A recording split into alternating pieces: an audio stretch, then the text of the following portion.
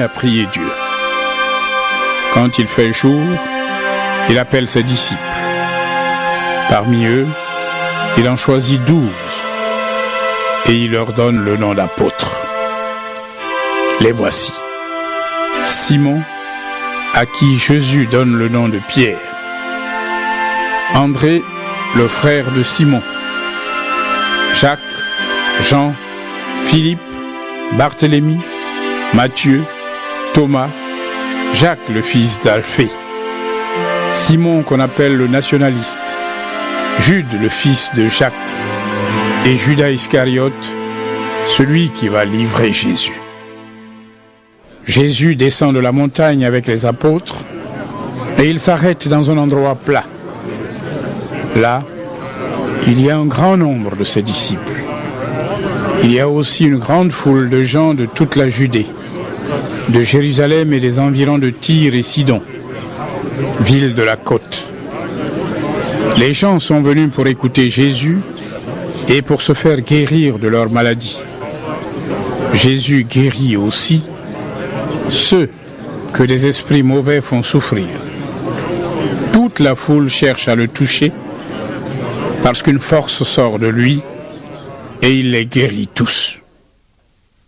Alors, Jésus regarde ses disciples et il dit : Vous êtes heureux, vous les pauvres, parce que le royaume de Dieu est à vous.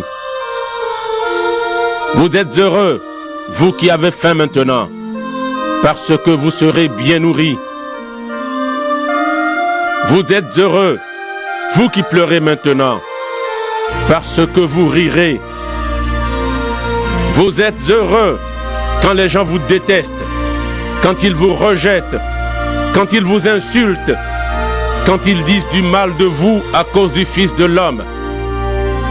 À ce moment-là, réjouissez-vous et dansez de joie. Oui, Dieu vous prépare une grande récompense. En effet, leurs ancêtres ont agi de cette façon avec les prophètes. Mais quel malheur pour vous les riches, parce que vous avez déjà votre bonheur. Quel malheur pour vous qui avez maintenant tout ce qu'il vous faut, parce que vous aurez faim. Quel malheur pour vous qui riez maintenant, parce que vous serez dans le deuil et vous pleurerez. Quel malheur pour vous quand tous les gens disent du bien de vous. En effet, leurs ancêtres ont agi de cette façon avec les faux prophètes. Mais je vous dis ceci à vous qui m'écoutez. Aimez vos ennemis. Faites du bien à ceux qui vous détestent. Souhaitez du bien à ceux qui vous souhaitent du mal. Priez pour ceux qui disent du mal de vous. Quand quelqu'un te frappe sur une joue, tends lui aussi l'autre joue.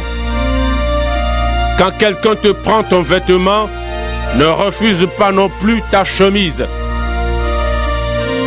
Donne à tous ceux qui te demandent quelque chose.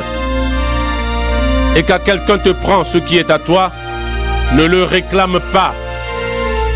Faites pour les autres tout ce que vous voulez qu'ils fassent pour vous. Si vous aimez ceux qui vous aiment, il n'y a pas de quoi vous dire merci.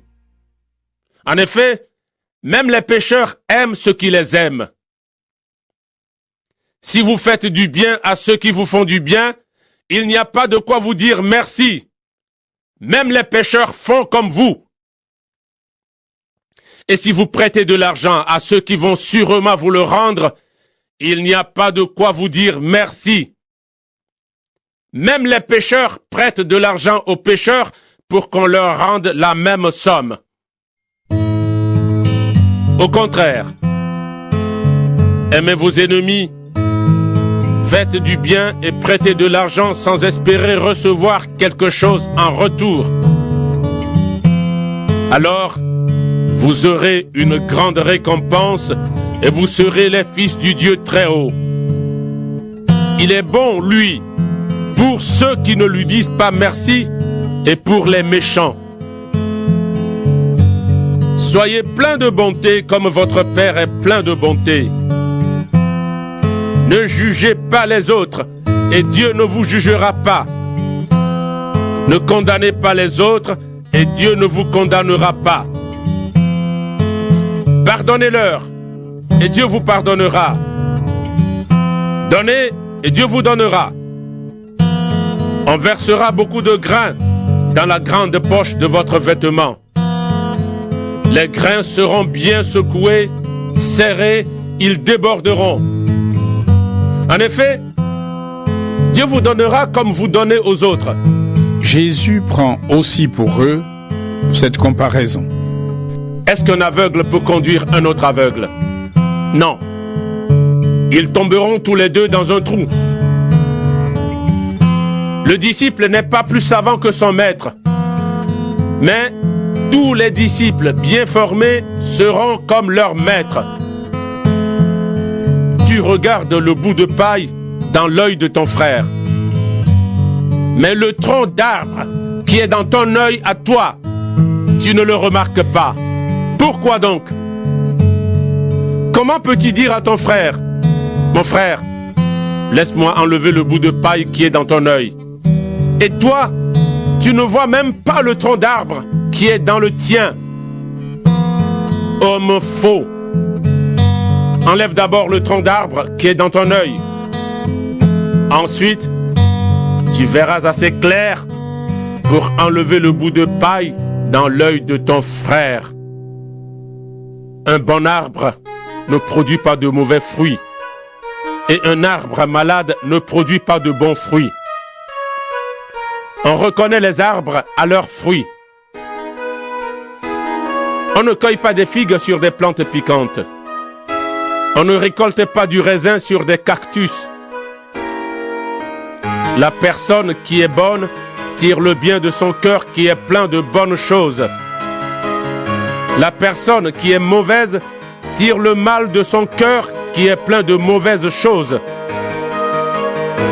Oui, ce qui remplit le cœur de quelqu'un, voilà ce qui sort de sa bouche. Vous m'appelez Seigneur, Seigneur, mais vous ne faites pas ce que je dis. Pourquoi donc? Celui qui vient à moi, qui écoute mes paroles et m'obéit, je vais vous montrer à qui il ressemble. Il ressemble à quelqu'un qui construit une maison. Il a creusé la terre. Il a creusé profondément et il a posé les fondations sur de la pierre. Au moment de l'inondation, les eaux de la rivière se jettent sur cette maison, mais elles ne peuvent pas la faire bouger. En effet, la maison est bien construite. Mais celui qui écoute mes paroles et ne fait pas ce que je dis, voici à qui il ressemble.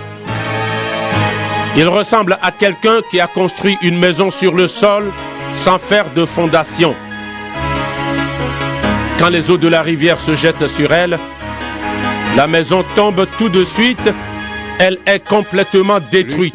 Chapitre 7.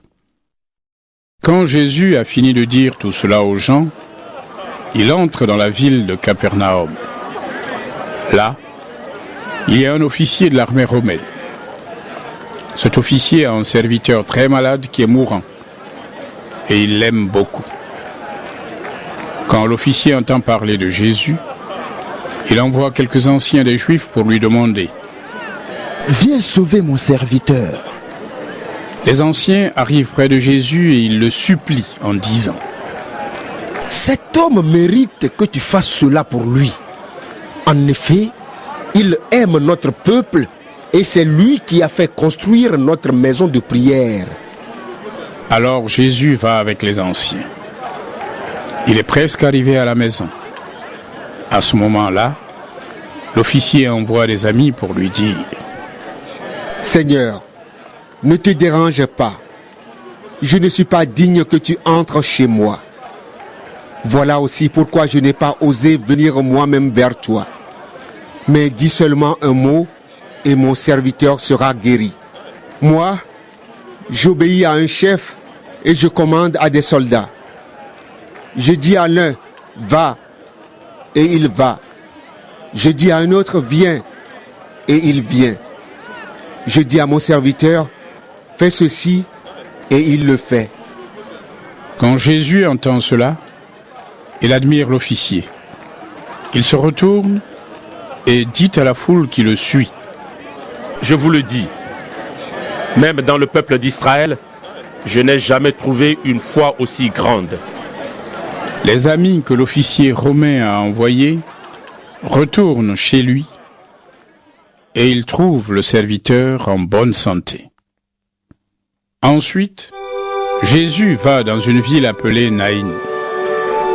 Ses disciples et une grande foule marchent avec lui. Au moment où il arrive à l'entrée de la ville, on conduit un mort au cimetière. C'est le fils unique d'une veuve. Beaucoup de gens de la ville accompagnent cette femme. Quand le Seigneur la voit, il est plein de pitié pour elle et il lui dit : Ne pleure pas. Il s'avance et il touche le cercueil.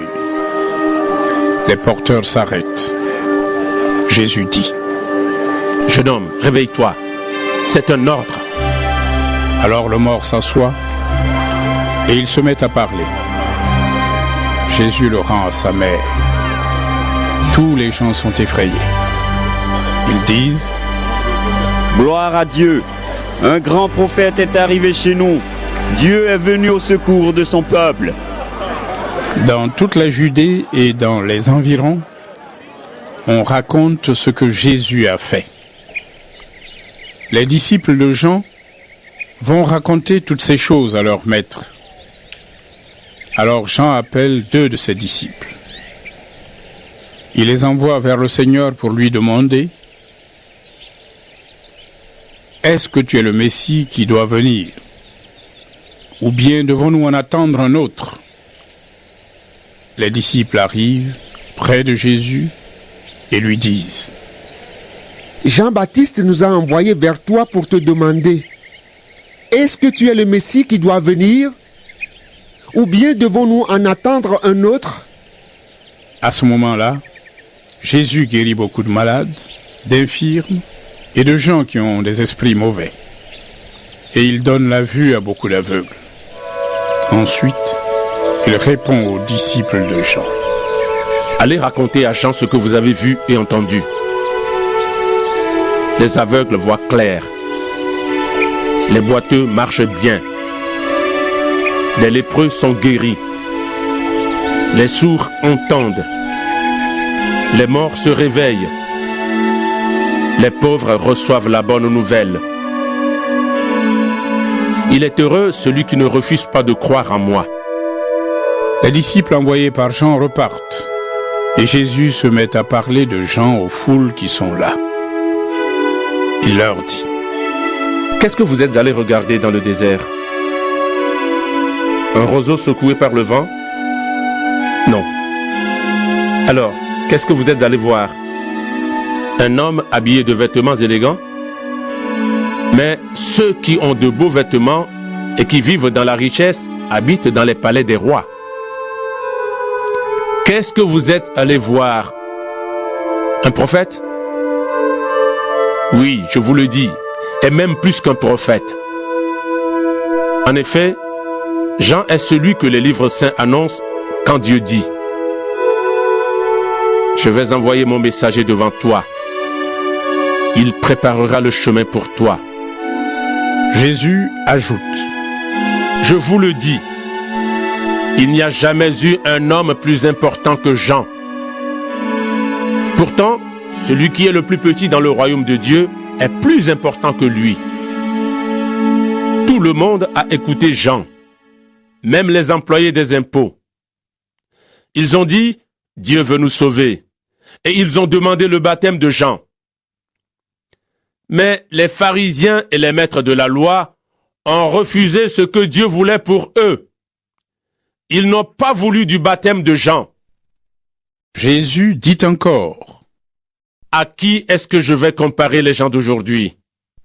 À qui ressemble-t-il?